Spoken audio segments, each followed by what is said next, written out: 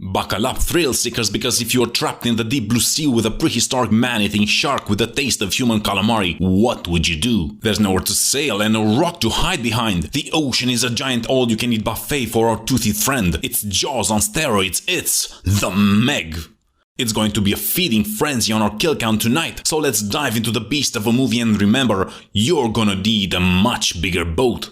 And a ton more body bags. Welcome, dear victims, viewers, to Slice and Dice. This is where I laugh in the face of terror while we tally up the body count in some of our favorite horror films. And today we're diving deep into the blockbuster known as The Meg, released back in 2018. Ah yes, the terror of the deep where the sun doesn't shine. It almost makes me nostalgic for the underworld. Easy there, Mordecai. Remember, we are here to entertain, not to scare our audience away. But yes, The Meg is essentially a B-romp featuring a 75 prehistoric shark. This beast moves just as fast as the plot. It leans more towards action than horror, but that's not going to stop us, is it? Well, we've certainly sat through worse. True that, Mordecai. Now, The Meg is a US-China collaboration, hence the presence of Chinese and Taiwanese stars like Li Bingbing and Winston Chow. If the shark is the main course, then this ensemble cast is the indulgent dessert. And there's even an appetizer. The dashingly heroic and mysteriously hilarious Jason Statham. And proceeding to the enormous killer shark. You know... Yeah, he's definitely a highlight. Statham manages to walk a fine line of being a cocky badass without coming up as a complete jerk. With great power comes great responsibility. That's not even the right franchise, Mordecai.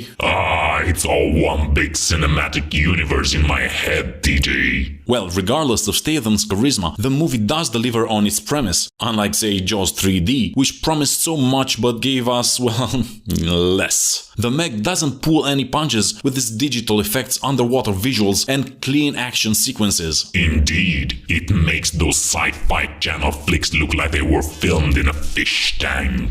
I can't argue there, but here's the kicker. All this madness was directed by John Turteltaub, the man who brought us gems like Cool Runnings and the National Treasure duology. Talk about a wild career trajectory, eh? From Jamaican bobsledding to hunting treasure with Nicolas Cage, and now a monstrous shark. The man certainly knows how to entertain. Yeah, entertain and disappoint. It's PG-13, Mordecai. They hardly give us any good kills. I know we're here for some laughs, but sometimes you just carve a little viscera, you know? I can't argue with that, TG. Even a demon needs a little blood and gore every now and then. Now, I get it if the humor feels a bit forced, or if you think it's just too silly to appreciate. I'd argue it's just the right amount of ridiculousness that makes it all the more entertaining. Some of us do enjoy a side of nonsense with our horror after all. Exactly, Mordecai. Now let's watch this behemoth of the deep turn our cross-cultural ensemble into chum.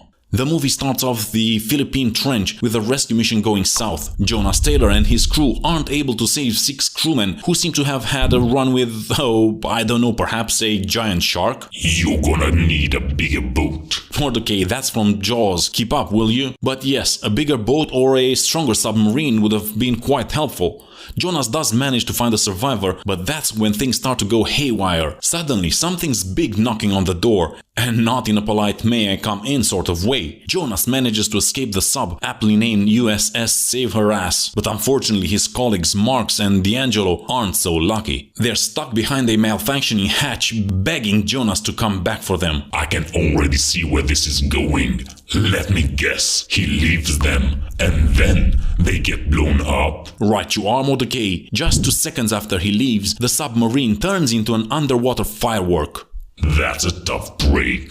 But he's not wrong, he's just an asshole. I can't say I disagree with you there. Now flash forward 5 years and we're at the Mana 1, a research station 200 miles off the coast of Shanghai. The state-of-the-art facility is run by Dr. Minwei Zhang and his daughter oceanographer Sue In, and funded by the eccentric American billionaire Jack Morris. Oh, and he's played by Ryan Wilson. I remember him. Bears beats Battlestar Galactica. Different show, Mordecai, though he would probably make a great Cyclone. The Mana 1 team is quite an eclectic bunch. We have Jax, the punky engineer, DJ, the comic relief drone pilot, and the station chief Mac, who's just a really cool guy. And let me guess, they all become shark bait? You're getting ahead of yourself, Mordecai. Today, they're launching the Origin, a submarine piloted by Lori and her buddies Toshi and the Wall. These two have quite a childish sense of humor, which I have to say is slightly entertaining. We are a go for insertion. Insertion, they say. Oh, is the juvenile, Mordecai. But let's not linger on that. It's time to get the show on the road, or in this case, underwater. So why is the Mana 1 here in the Not Mariana Trench? Well, it's because they believe they can get even closer to the planet's core. They've hypothesized that what we've considered to be the bottom of the ocean is actually a layer of hydrogen sulfide. Is that supposed to be impressive? You humans get excited over the strangest things. Let's just say, Mordecai, that it suggests there's more to the ocean that meets the eye. A deeper, bluer sea, if you will. But instead of starting with unmanned missions or something sensible like that, they decide to send in actual living, breathing human beings. What could possibly go wrong? The Origin successfully penetrates... Penetrates? Yes, Mordecai, penetrates the thermocline. What? The thermocline? The what? Thermocline. What now? Thermocline. I'm just messing with you. Now, in case you were wondering what that is, well, I've got you covered. Oh, please do. The suspense is killing me. The thermocline refers to a steep temperature gradient in the body of water where there's a rapid shift from one temperature to another. It signifies that they've entered a warm water environment that the thermocline has kept separated from the rest of the ocean. So it's basically an underwater oasis? More or less. It's as surreal as the Finding Nemo submarine voyage, teeming with an array of sea life. Many of the underwater sequences were crafted by Sony Pictures Imageworks, the same studio that worked on the Spider-Verse films and virtually every other Spider-Man movie. And here I thought they only made movies about Spider-Man in spandex. They're more versatile than that. The team did a lot of research to ensure that these scenes were as realistic as possible. They've even used an in-house program called Sprout to populate the underwater environments. This allowed them to paint with pre-made models. So they're artists and scientists? They certainly are. Everyone's celebrating their achievement in the name of science. Yes, science! So they've pierced the veil of the thermocline. They're all high-fiving and sciencing around when suddenly something huge shows up on their radar. A mass that sends the crew spiraling into a nightmare as their control of the submarine gets crushed. Well, isn't that a party crasher? And right before losing contact with Mana 1, Lori, Jonas's ex-wife, utters some profound word. Right! Jonas was right, you caught... She's putting all her chips in her ex-husband's bet about a monster. Exes.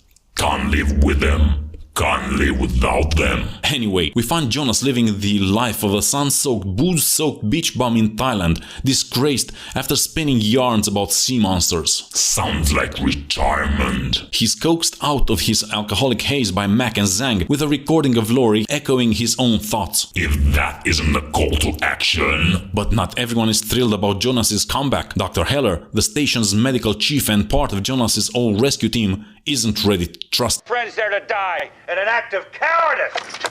I'm sensing some unresolved issues here. Heller's doubts manage to sway Suin, who, in a moment of questionable judgment, attempts to rescue Lori on her own. I like her style. Just as Jonas arrives, ready to dive into action, he doesn't seem to take a liking into Morris, but he does find Jax intriguing. A seasoned diver knows his kind, I suppose. Or maybe he just liked punky engineers. I mean, who doesn't? Now Jonas sets off to take over the rescue mission in the Captain Bubble submarine. Really, TJ? Captain Bubbles? Hey, don't look at me. That's what the adorable precocious Mei-Yin calls it. Kids say the darnest things. Meanwhile, Suin discovers the Maroon Origin, and just in time, because inside Toshi is penning his final words. Unfortunately for her, a giant squid decides it's playtime. Calamari, anyone? As Suin's submarine takes a pounding from the squid, we are introduced to the real villain of the piece. Who would have thought? It's a Megalodon! Suin is forced to resurface, leaving Jonas to face the menace solo. He manages to reach the Origin, but gets too caught up in some light banter with his ex. I told you so.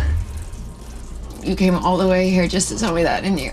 Pretty much. Nothing like some ex-spousal teasing deep under the ocean. Their reunion is cut short as the Meg circles back for another attack. Out of options, Toshi sacrifices himself, providing a distraction for his team to escape. Ouch. Bad day at the office. It's quite a tragic scene when Toshi is devoured.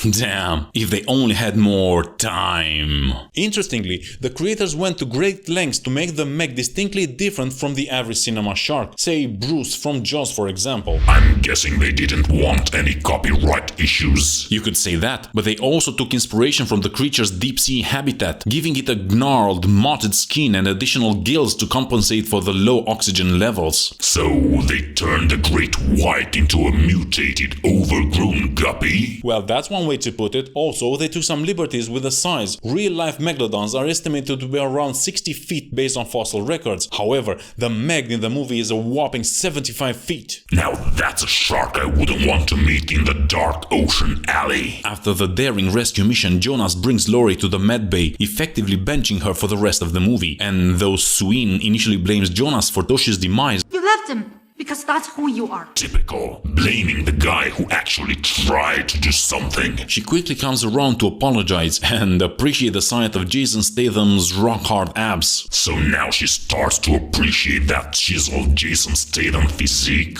Oh, absolutely. I mean, who wouldn't?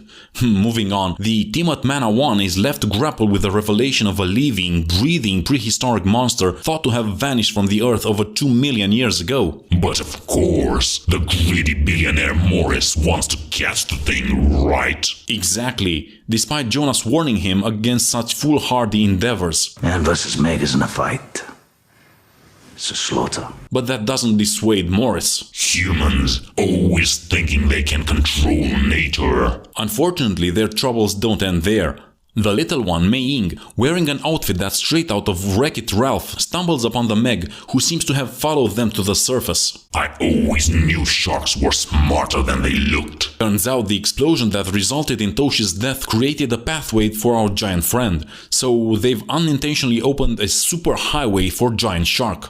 Quite the mess, huh? Let's just call it slight miscalculation. So the Mana 1 sci-fi computer gets cranky and sends them on a wild goose chase. Wild goose chase or a wild shark chase? Quite literally, they stumble upon the remains of fish bodies and boat parts left over of Meg's eco-terrorism activities. The Meg's a vigilante then? More like an unintended eco-warrior. Anyway, the Meg's still lurking around, prompting the crew to concoct a plan to tag her with a tracker. Finally some common sense. You'd think so, but interestingly, Morris, our antagonist billionaire, is the one to suggest this. Well, the billionaire has brains too. Seems so. And in a surprising turn of events, Keller, who's been a thorn in Jonas's side, apologizes to him. Whoa, an apology? That's rare. Guess who volunteers when Suin theorizes that only a solo swimmer can get close to the Meg without alerting it? Our muscle man Jonas. You got it. After a momentary scare, Jonas manages to tag the beast. But then, the Meg comes after him and the crew frantically tries to pull him back. I can imagine the adrenaline rush. Certainly, the action sequence is thrilling to say the least. It's like he's water skiing but with a monstrous shark instead of a speedboat. Now, the cable scene is quite a spectacle. Filmed in New Zealand's Hakuri Gulf, it features Statham being dragged around by a boat-mounted rig. I bet he wasn't expecting a water skiing session when he signed up for the movie. Probably not, but while the open water provided an authentic setting, it also meant the production team had to slim down their crew and contend with unpredictable weather. Talk about real horror. You're not wrong, Mordecai. That's why they decided to build a massive water tank in New Zealand. This helped keep the actors safe and improve the underwater visibility. Less danger, more scares. That's my motto. So the gang has a foolproof plan involving a poison-loaded harpoon. And who better to volunteer to jab a mega shark with a toxin-filled spear than our resident scientist Suin? She's got guts, I'll give her that. As expected, things get wild. Even inside her sturdy shark cage, Suin can't keep the megamoth from trying to take a bite. All of a sudden, Jonas strips down and dives in. Gotta love a good heroic streak. As it turns out, shooting a giant, angry shark is no picnic. Suin manages to get the poison in, but her oxygen mask takes a hit in the process. She is rapidly sinking when Jonas comes to the rescue in another brilliant sequence. The whole crew practically took a swimming lesson at this point. Speaking of which, the cast had to undergo a week-long water safety course with the stunt team, spending up to 8 hours in the water on shoot days. It is exhausting. And I thought being in hell was tiring. Thankfully, Statham's diving background allowed him to perform some of his own stunts, raising his badassery to a whole new level. Statham and stunts, a match made in, well, not heaven. And it doesn't end there. They almost end up as shark snacks, but the poisoned Meg finally kicks the bucket. A magnificent end indeed. After all the commotion, Sue-In requires CPR. That was a close call. You were dead a minute ago. Not so sure about that though. We'll let that slide for now. So as the team celebrate their catch in a scene that is a clear homage to Jaws, Jonas finds something amiss. He's not convinced they've got the right fish, is he? Not at all, and his suspicion is confirmed when another Meg, an even more formidable adversary, emerges from the sea, devouring the wall whole and decimating their boat. A harrowing twist of events indeed. This monstrous creature was brought to life by Scanline VFX, who have a reputation for their work with water-centric movies, all thanks to their award-winning fluid simulation software Flowline. The science and effort behind the horror truly shines through. In the ensuing chaos, Zhang gets hit hard. Meanwhile, Heller and Jax are stranded in the water. It's a tense situation, but Jax seems to struggle with the severity of the situation. Recognizing the impending danger, Heller decides to make a heroic sacrifice, drawing the Meg's attention to give Jax a chance to escape. A noble act in a dire situation. The crew manage to reach the lifeboats, but sadly, it's too late for Dr. Zhang. He succumbs to his injuries before help can arrive. A tragic loss for the team. Later, Jonas finds Sue-In, both grappling with the trauma of their experience and mourning their losses, and perhaps also acknowledging the undeniable chemistry between them. Seems like these intense circumstances might be forcing more than just friendship. The billionaire we all love to hate, Morris, has come up with a truly genius plan to save his wallet. He's going to take care of the Meg himself. No authority is needed. Ah, the human ego. Nothing like a bit of greed to turn a pesky problem into a potential lawsuit. You can say that again, Mordecai. Anyway, he goes out to the sea with his mercenary crew, armed with homemade depth charges. I had the men rig delayed fuses to give them time to sink. Essentially, they're depth charges. Because nothing says, I have it under control, quite like resorting to DIY explosives. Can't wait to see how this plays out. As you'd expect, it's a total disaster. They find the beast alright, but it's not our Meg, just an innocent whale caught in the crossfire. In the ensuing chaos, Morris manages to fall out of the boat. Typical, the guy can't even stay in the boat. And his crew, they don't even look back, probably couldn't stand his ego weighing down the boat. Now it's just Morris and our Meg in the water. Can we get a drum roll, please? For a moment, it looks like Morris might survive, but then Meg decides she's still peckish, and that's the end of Morris. Not such a savvy businessman now, are we? I guess not all means come with a side of common sense. So another one bites the dust and another terrible plan goes belly up. But that's what makes these movies so fun, right? If by fun you mean watching the predictable demise of overconfident humans, then yes, TJ, it's absolutely delightful. The crew, the ones actually equipped to handle a Meg, have just learned that Morris never actually called for help. Surprise, surprise. That means they'll have to hunt the Meg themselves. Of course they do. What else could they? Actually call the authorities. Our team tracks the Meg to a beach so packed you'd think it's a Black Friday sale. You'd think it was a buffet for our Meg, but don't worry, there's a human hamster ball. That will stop a giant prehistoric shark for sure. There's this husky boy and his mom who remind me of the scene in Jaws. The one where she can't find him amidst the chaos. And there's a dog named Pippin who decides to take a swim.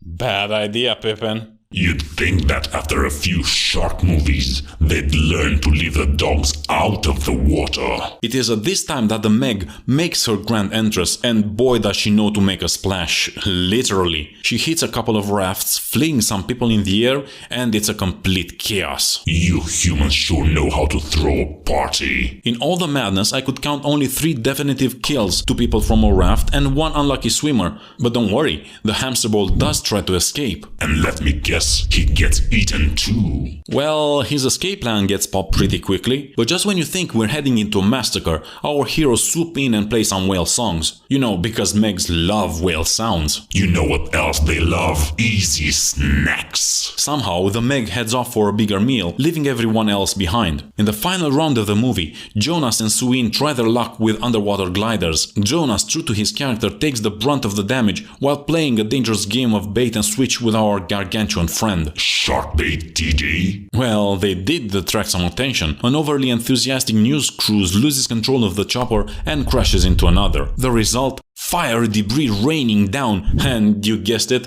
another dip in the pool. Humans and their love for pool parties. Out of rockets and with the Meg closing in, Jonas goes for a high-stakes mano a mego. He stabs her with a piece of his broken glider and guess what? Does he say, bleed? Yes, he does. You like that? Please. But wait, there's more. The Meg bites back, but Jonas retaliates with an eye stab. And then he takes a page from a rodeo handbook and rides the Meg out to the surface, finishing her off mid-air. Can't say I've seen that before. The best part, Statham actually performed this stunt, although they had to replace him with a digital stand-in for the final shot. The detailing on the digital double was impressive, right down to the stubble on his face. Impressive. For humans. But our Meg isn't done yet, and that's too bad for her, because all that blood attracts sharks of all sizes and they join in for the feast of their lifetime, devouring the Meg from inside out. Finally, some proper carnage. Jonas almost becomes the next meal for a hammerhead, but Suin swoops in with a save. They rejoin the rest of the crew who've been picked up by the wedding party. So you mean they were not eaten off screen? Well, no. And the dog survives? Yes, Pippin lives! How disappointing. They all relax with some drinks and trauma blankets. And the movie ends with a cheeky Finn. Okay, I have to admit, that was funny. I still prefer the feeding frenzy. So how many unsuspecting humans became gourmet meal for our dear Meg? Let's dive into the gruesome details and tally up the kill count. Oh, I do love this part. It's like taking inventory, but bloodier. Spot on, Mordecai.